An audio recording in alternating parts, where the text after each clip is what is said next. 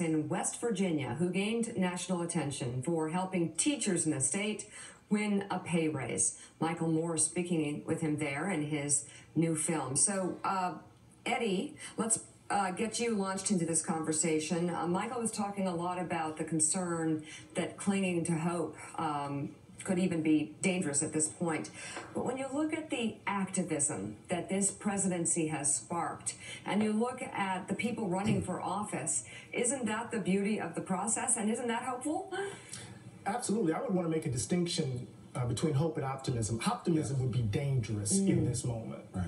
Hope is, I think, the source of the imaginative leap that allows us to see beyond the darkness of the moment.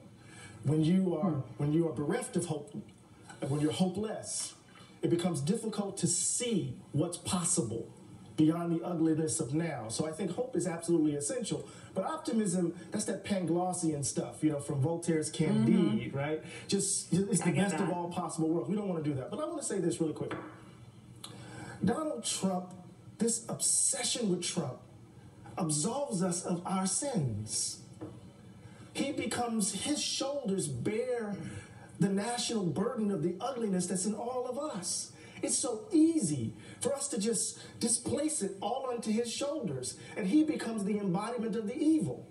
When Donald Trump is, in fact, an exaggerated indication of what's going on in suburban white America, what's going on in rural white America, what's going on in urban America that's being gentrified, right? Donald Trump represents what is really ugly about who we are. And we're always falling back into these Pollyannish stories about America always on the road to a more perfect union, about the American idea, and it secures us from the fact that we don't have clean water in Flint.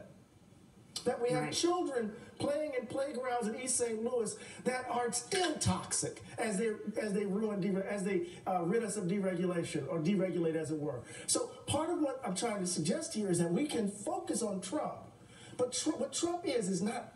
I don't want to use the language of it makes it better for us. He presents an opportunity for us to actually reimagine ourselves as a country in the face of the ugliness that we see, not just in him, but that we see in Mitch McConnell, that we see in Paul Ryan, that we see in our neighbors, that we see in our workplace, that we see all around the country.